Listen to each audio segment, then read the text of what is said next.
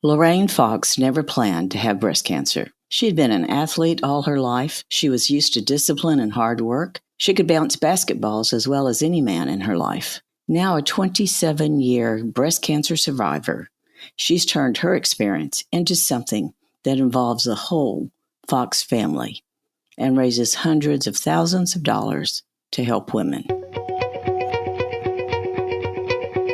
Let's talk about your breast.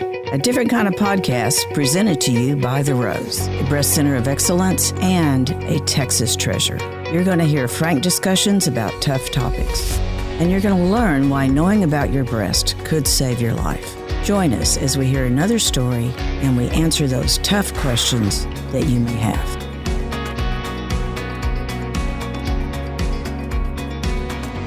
Lorraine has such a fascinating story, primarily because you were diagnosed so many years ago.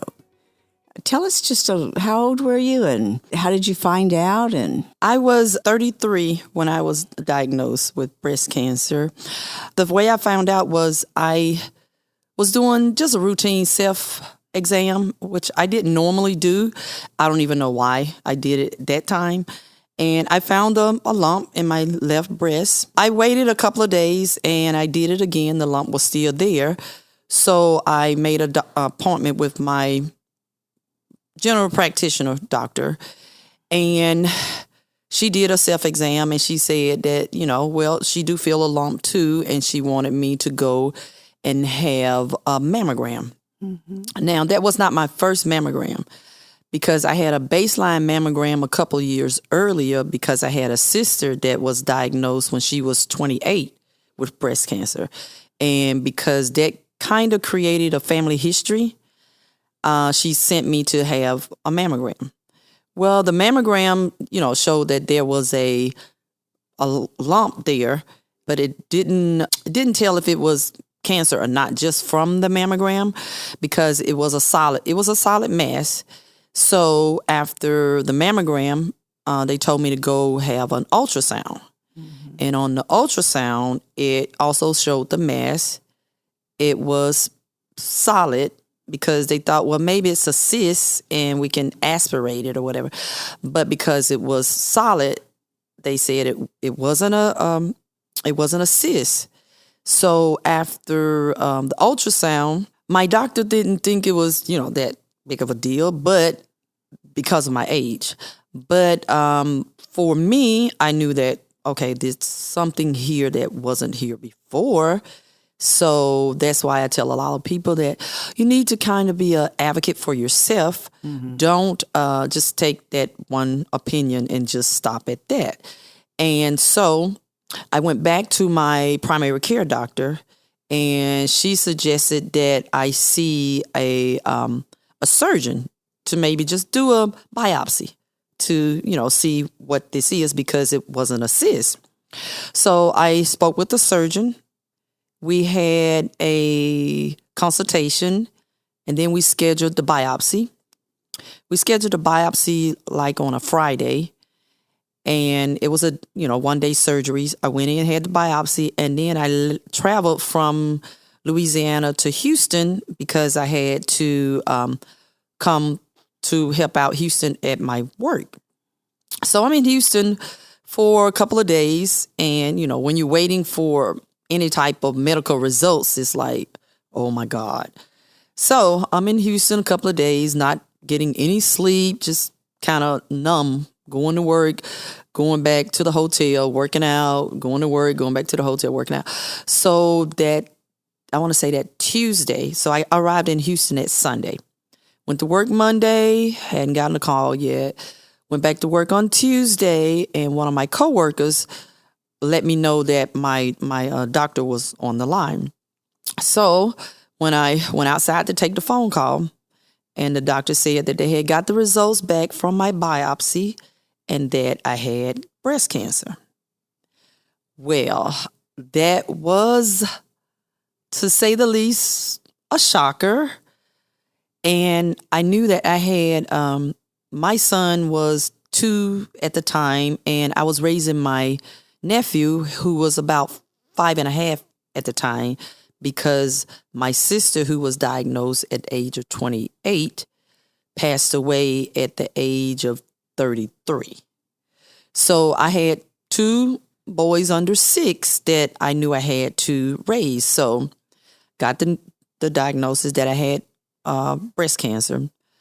I cried for about 30 seconds or so, and then I just had to pull myself together and say, okay, what do we have to do next? Because I have these 2 little boys. One had already lost one mother to breast cancer, and I was not going to let him lose another mother. So I got back to Houston that end of the week, and we made the appointment. We had lumpectomy. So once we did the lumpectomy, they went and they took out the lump. They went out a little bit farther and took out lymph nodes so that they was trying to make sure that they cleared everything. I got the results back from the lumpectomy, and the surgeon said that they think they got it all, and that all the lymph nodes was clear, all the margins was clear.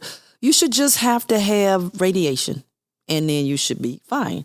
So I was like, okay, no chemo. Yes. No red devil. Yes. My hair won't fall out. Yes. Well, when I went to see the radiologist, in the radiologist's office, they had the results from the biopsy and everything. And they like, well, everything looks fine.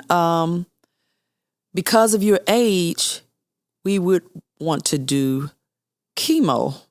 We would want you to do chemo before you do radiation, because you may have some minute microscopic cells floating around in your body, and we want to make sure that we get everything. Well, hearing that you have to have chemo, after I was so set, like, yes, I don't have to do chemo.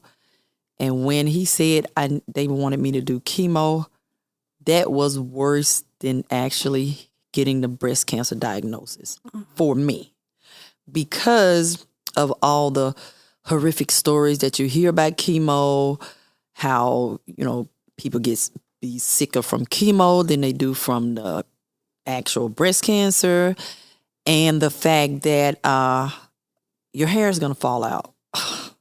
So I think I cried longer hearing that I got to have chemo than I cried when I got the breast cancer diagnosis. Oh, my goodness. So, okay, if we got to do chemo, we got to do chemo. Okay, just put your big girl panties on and just do what you have to do, because if this is the protocol for your breast cancer, then we're going to do it. So after accepting that this is what we got to do, before my first chemo treatment, I decided that, you know what? I'm going to decide when my hair falls out. So I went to the barbershop and I had them to cut it off. Like, just, if it's going to fall out, it won't be from the stage it is now. It'll fall out from, you only have a little, so it doesn't really matter. So I went to the barbershop and I had them to give me a haircut. And they cut it as low as they could without shaving my head. They cut it low as they could. And after my second, because I initially was told I was going to have 6 rounds of chemo, but I only had to have 4 rounds of chemo, which, okay, we can get through this a little bit faster. So I think after the second round of chemo is when, the hair that was left actually fell out, which was fine. It wasn't like a big shock or, oh my God. It's like, okay, well, I was at that point where I was accepting it anyway. So we went through that. After 4 rounds of chemo, then we started the 30 rounds of radiation. Well, I think I only missed work maybe like a couple of times, but throughout from March, which was my diagnosis, March of 2000, to September of 2000 is when I went through my whole journey of breast cancer. And after September, I was done with my treatments. And then 5 years after, you're going to see your oncologist. Like, first it was every quarter, and then it became twice a year, and then it became once a year. And even so, within that process, I moved from Louisiana to Texas. And once I got to Texas, I got connected because they gave me like some oncologists to keep following up with. So I was following up with the oncologist in Texas. Like I would see her once a year, every year. And we were past 5 years out. Actually, we got to 10 years. And she was like, Lorraine, you don't have to come and see me anymore. And I'm like, just me knowing that, okay, you get your mammograms, you see your oncologist, you do. That was just my routine every year. It wasn't like it was a big deal to not go. It was just something that this is my life. This is what I want to do. And when she said, I don't have to come and see her anymore, I'm like, well, who am I going to see? She's like, no, you're clear. You don't have, you're totally from remission. You don't have breast cancer anymore. You don't have to. And I'm like, okay. But I still faithfully still have my mammograms every year. I try to work out, do everything I can. Like, I'm a big sweet eater, and I'm just never, ever, ever going to give up sweets. So I try to combat that with do exercise. If you want to have your sweets, exercise. And that's kind of like my journey through this breast cancer life. But we're talking 23 years ago? So it's been 23 years ago that, and it's kind of one of those things where you know exactly where you were when you got the news. Oh, yeah. And that's something that's, like if somebody say, well, what kind of breast cancer you had? Well, I don't actually remember like the medical terms and all of this, but I do remember exactly where I was when I got the diagnosis. Mm-hmm. Yeah, it's one of those days and moments you'll never, ever forget. No. I have so many people this day and age say, why are so many young women getting breast cancer? Well, 20 years ago, 23 years ago, young women were getting breast cancer. When we started the Rose, 37 years ago, young women were getting breast cancer. And I get so frustrated because we really haven't changed our recommendations. When I say our, the protocols that, if they're under 40, there's nothing magic that happens at 40. No. And with your history, oh my goodness. But what a responsibility to have 2 children and going through that time. My goodness. How did you cope with that? Well, I just, like I said, I just had to just muscle up the strength and fortitude to know that, okay, this is my life and it's not going to end here. And I got to do everything I got to do to make sure that I stay as healthy as I can possibly so that I can raise these 2 boys. So there was no, you go to a few of woe is me kind of, but I had a good support. I had my church family was a great support.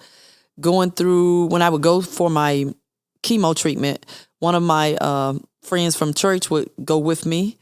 And after the chemo treatment, we would go to a buffet because a couple of days in, you can't taste your food anymore. Mm-hmm. And that would last for probably 10 to 12 days because I would have my treatment like every 3 weeks. Mm-hmm. And so the day of the treatment, you're fine. You go, You go in, you're in for a couple of hours doing the treatment, and then we would leave. We would go eat. We would go to a buffet and just eat everything in sight because I know in a couple of days I'm not going to be able to taste this food, so I want to do it now. And then you go to maybe almost about 10 to 12 days of not really tasting your food, but I would still eat because I need to eat. So it wasn't, I'm not eating because I can't taste it. I'm going to eat because I need to eat. And by the time you can taste your food again, it's time to go back for your next treatment. So that was kind of our routine. Go to the treatment, go eat, we can't taste it for almost 2 weeks, go to treatment again. And so that was kind of our routine. And that's, one way I would kind of keep my strength up, because I know a lot of people that go through the chemo, they are so sick that they can't eat. They're, throwing up or whatever. I didn't really experience the just not tasting the food and maybe a little nausea or whatever, but never the point where it's so bad that I can't eat. Right. So I made sure that I kept up my, whatever I had to eat, You did it. Yeah. So and that is a really important point. Everybody's cancer is different. Everybody has different reactions. I think it's really brave that you went ahead and made that decision about your hair. Do you know many others that have made that decision, or? No, none of all the women that I've spoken to throughout my journey. No, nobody has never said, girl, I had to go cut my hair too. Well, and that was the one thing you could control. Yes. I think that is another big message. If you have anything you can control, go control do it. What you can control. That's it. Yes. Now the boys, did the nephew have unusual problems, or has he, he's already lost, like you said, his mother? Was he more aware, more frightened? No, actually, because he was so young, with the losing of his mom, he was really young then. And then with me, I don't think he really understood what, like as they got older and I explained to them what was going on or what I went through or whatever, or what his mom went through, then, they understand it. But as far as when we were actually in it, they were too young to really understand what was going on. And they didn't show any responses then. And I think that's important for young mothers to realize that some children are real sensitive, some are not. Some, it's just as long as mommy's coming home and they see mommy, then they're fine. They're fine. They don't know that, okay, she went and had a treatment today, or she had surgery, or they were too young to understand any of that. And you were working. Oh, I did you ever not work? No. I'm always amazed at how, cancer does impact the whole family, and especially with what you were going through with your sister. I mean, you had barely grieved her. Exactly. Well, my sister passed in 1997. So so I actually had my nephew, because my sister passed in January of 97, actually on my birthday. So that's another date that you don't forget. Oh. And so I got my nephew, and then my son was born in December of 97. So I started 97 with no kids, and I ended 97 with 2 kids. 2 kids. So you have how many altogether? Just those 2. Just those two. Mm-hmm. So as you were getting further and further away from your cancer, you've always been involved in telling women about it. You never had any qualms with not talking about it? No. Yeah. Because the way I look at it, cancer is not a secret. Mm-hmm. And I think the more you educate yourself and the more you try to educate others, the better off we will be. But yeah, cancer is not a secret. And I try to also tell women to make sure that you advocate for yourself. Mm-hmm. Like, because we're being diagnosed so young, and the protocol have not changed. It's 40, you get your first baseline mammogram. Well, my sister was 28. And as far as we know, there was no family history. Now, I mean, I don't know if, grandma or great-grandma or whatever, what they pass of. You just think they pass of natural causes or old age or anything. But because she, as far as our family goes, she was the first one.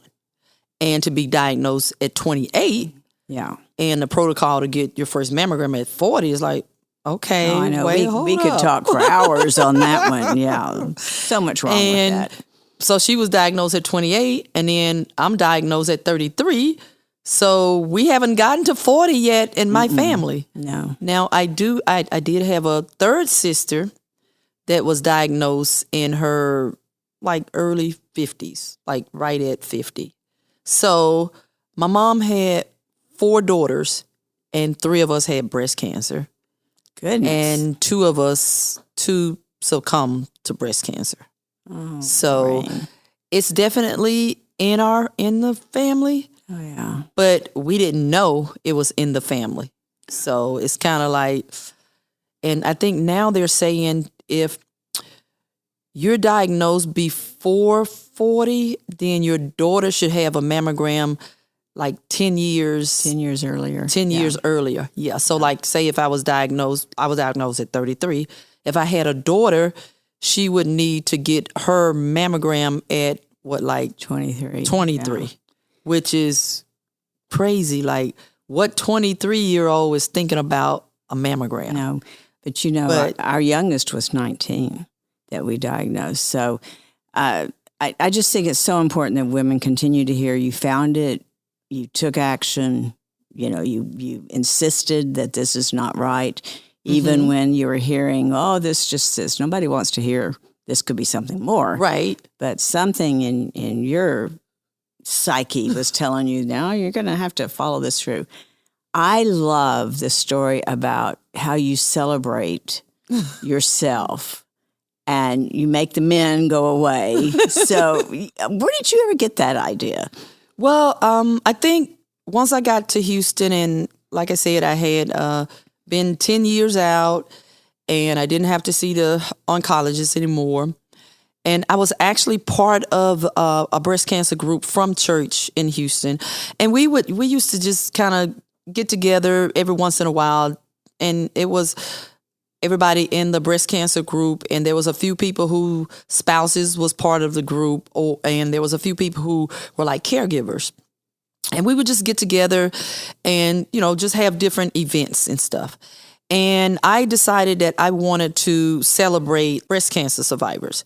And so the 4th Saturday of October, I started doing a pink party. And the first year, it was just us girls. And, we would just kind of have wine and different snacks and just toast and celebrate life. The second year, one of the ladies, because I would, tell my husband and boys to find something to do or whatever. The very second year, I'm looking out the window as we're getting ready and starting the party, and I saw one of the ladies and a man walking up with her, and I'm like, okay, I guess I didn't really say on the invitation, women only. From the second year forward, it's been okay, I guess. So I had to call my husband to tell him to come back to the house because we have a man in the house and, we need somebody to entertain him. Right. And from the second year on, it's been kind of open to everybody. And the funny thing is some of the guys are there that don't have no connection to breast cancer. They just want to be a part of what we were doing. And even now, some of the guys that's been coming for the last 5-6 years, when is the pink party? Oh, my goodness. When is the pink party? And they don't mind. I say, okay, if you want to come, got to wear a pink shirt. And they do. They do not mind. They want to celebrate. Like some now have maybe mothers that have been in breast cancer fights. Some have like sisters or aunts or somebody's, like when you start to kind of search your memory bank or search your family, say, oh, you know what? I had an aunt that went through breast cancer a couple years ago and, can I come? And it's like, yeah, if you want to come, you can come and bring your aunt and make sure you wear your pink shirt. And so it's just been a wonderful just way to just celebrate life and just kind of, I think it's just kind of became like a thing. And everybody now is kind of looking forward to the pink party. So when COVID hit and 2020 and we wasn't able to do it, I decided my initial core group, I still want to do something. So what we did in 2020 and in 2021 is we had a tea party for initially in 2020, it was 6 of us. And we did the whole, okay, we're going to take your temperature before you come in. Oh, my goodness. Get your pink mask to go with your pink hat. And we're going to do a tea party. And so we did that in 2020. And then in 2021, we added 2 more. So we did the tea party for 8. And then 2022, we were able to open back up and have the initial pink party. Oh, I mean, your party is like legendary, you know. Oh, goodness. So tell us how you found out about the rose. Well, years before I started the Foxhole Family Foundation, I was in a dragon boating team, and this was for breast cancer survivors. And the reason for dragon boating is a lot of women with the breast cancer treatment and stuff and losing lymph nodes, they get lymphedema, which I didn't experience lymphedema. And I heard about lymphedema just through the dragon boating. And so what we used to do was we used to have our meetings, I think it was like once a month on Tuesdays. We would have meetings at the Rose. And some of the ladies who were breast cancer survivors who were on the dragon boating team, I think one of the doctors, I can't remember his name, but I think he kind of introduced them to the Rose. Dr. Yang. Yes. Yeah. And so he wasn't my doctor, but he was some of the doctors that patients were on the dragon boating team. And so we would come here and we would have our meetings. And then on Saturdays, I think it was twice a month, we would go out to do the practice dragon boating in Clear Lake.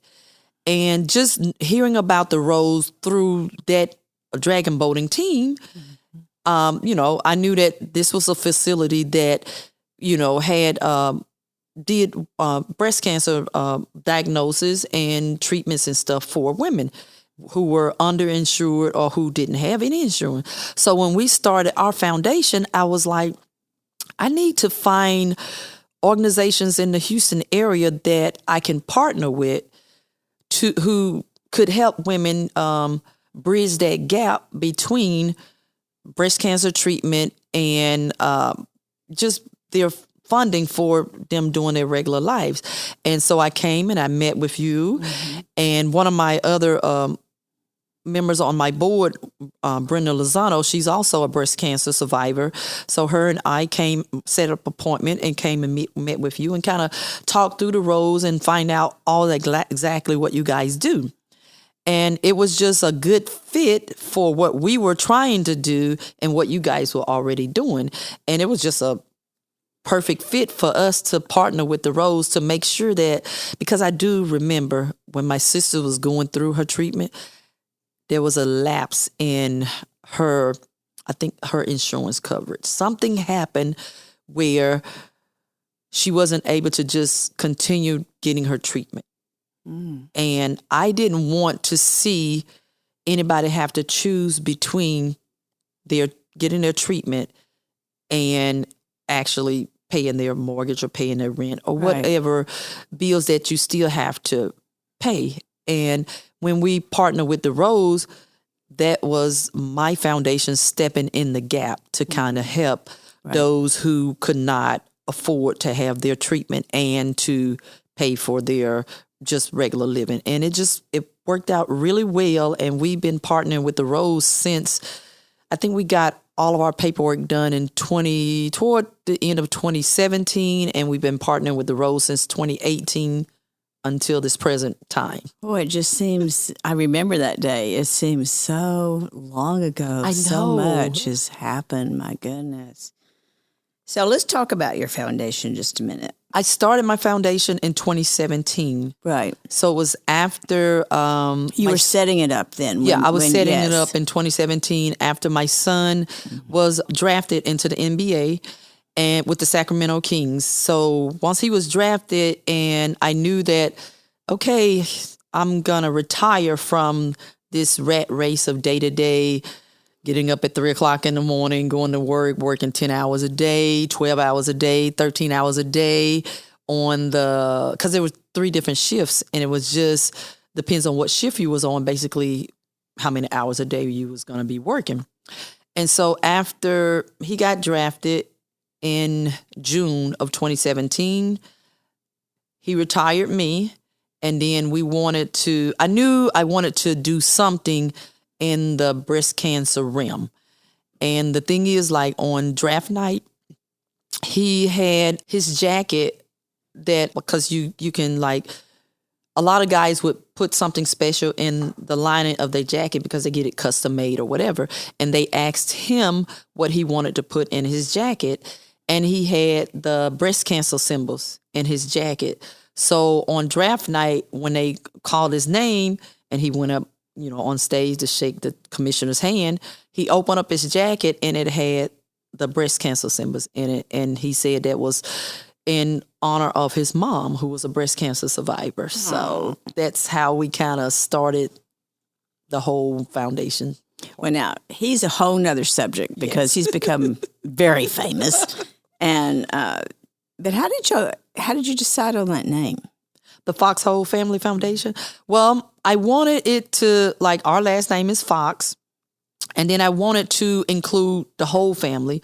So that's how we did whole, like WHOLE, right, as opposed to HOLD. Mm-hmm. And so that's how we kind of came up with the name. Oh, and I remember, and I haven't got to go to a lot of them, but the time I did go, and I mean, it was like family and family and family, everybody knew everybody, and everybody was there for the same reason, just to help and just to raise money and like you said, to celebrate life. So now with your son, tell us his name. His name is De'Aaron Fox, and he plays for the Sacramento Kings. And so this has really become a big part of your life. Exactly. You're not like his agent. No, I'm not. But you follow him around, or you do a lot of work with him. The beginning, when he first got drafted, I guess the first couple of years, we would do events in Sacramento for the foundation. And then when COVID hit, it kind of shut down a lot of stuff. Mm-hmm. So we haven't been able to do a lot of events in Sacramento, but we still try to do stuff in Houston. Right. So like we've had October of last year, we did an event at Top Golf. And then this year we did a bowling event at Times Square in Katy, where we raise money for the foundation so that we can continue our efforts in support of those affected by breast cancer. The way that you built this foundation has to do with really those very definite needs that a woman has. Yes. And how much you want to be sure that women can have everything. People don't realize how very expensive cancer is. Even if you have insurance, even if you can afford the things, there's so many other needs and necessities that come up that really, really can drain a budget. And, it continues to be one of the big, big reasons that people have bankruptcies. That's what's so sad. I mean, it's bad enough you have to go through all the treatment and, you're trying to focus on your recovery. But when you also have to focus on all the financial issues, it can be too much. It's another stress that you don't need during that time. And the Fox Whole Family Foundation really addresses that need. Yes, we do. And like I said, my main reason for doing that side of it is because I saw my sister go through the lapse in her insurance. My insurance that I had when I was going through treatment, like I hands down, like they were wonderful because I don't even think I really paid a deductible. Everything was covered, everything. And to see someone have to make a choice between your treatment and paying your mortgage, it's heart-wrenching. And whatever the Foxhole Family Foundation were able to do to kind of bridge that gap, we were ready to do it. So how, you were quite an athlete yourself. I mean, when you were talking about the dragon boat, which is rowing, right, which is a competitive event that breast cancer survivors are lined up in a dragon boat and they're competing against other boats that are breast cancer survivors or other kinds of cancers. But so being active. And, you talk about an hour's worth of walking. Yeah. I mean, yeah. I was getting tired just listening to that part. But how would Darren describe you? Would he describe you as an athlete? Would he describe as? He would probably describe me as a go-getter, competitive. Like, I know Mom is not just going to sit around the house and do nothing. So active, always been active. Yes. Always, want to be out about doing something. So athletic, yes. So yeah, he would probably describe her as a go-getter. And he also extended the foundation into helping children. Yeah. Yes. So in addition to breast cancer support, we also do underprivileged youth. So he does a lot of work with his high school that he graduated from here in the Cypress Lakes High School in Katy. He donates to them every year so that they can fund not only their athletic department but scholarships too. So they'll usually break out scholarships so that underprivileged youth can, have money to go to college. So he do provide scholarships for that. And he's such a great role model. Yeah. I mean, he doesn't just give money. He gives his time and encouragement. And I think that's a credit to you and his dad, but a real credit to you saying you got to do more than just take care of yourself. You've got to go out and help your community. Right. If you had and I'm thinking about, you've been on national TV and all of these things, a lot with him, but also a lot with promoting your foundation and making sure people hear what they need to hear. But if you could have a billboard just for you, for your message to women or to families, what would it be? I think my main message would be advocate for yourself. Like, don't take whatever the first doctor say as gospel. Like, make sure that you should know more about your body than anybody else in the world. You should know. Wow. And that's would be so my message. True. Yes. You should know more about your body. But, Lorraine, you knew this 24 years ago. You knew this already. And that's something that we continue to really try and encourage women. You don't have to do what the doctor says. You do need to feel comfortable with whomever you're with. And you've got to feel comfortable with your recovery and your treatment and knowing that whoever you're going to knows what they're doing. That makes such a difference. It really does. Oh my gosh, I could think of 10 other questions I'd like to talk with you, but we're going to have to close this up. And thank you so much for being with us. Thank you for all the gifts you have given the Rose.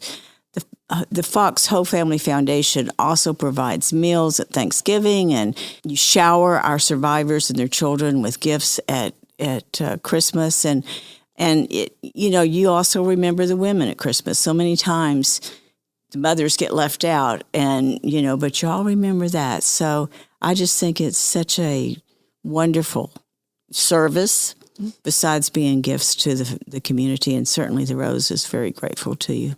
Thank you. Thank you for having me. Thank you for partnering with the Fox Whole Family Foundation. Absolutely. Great partnership.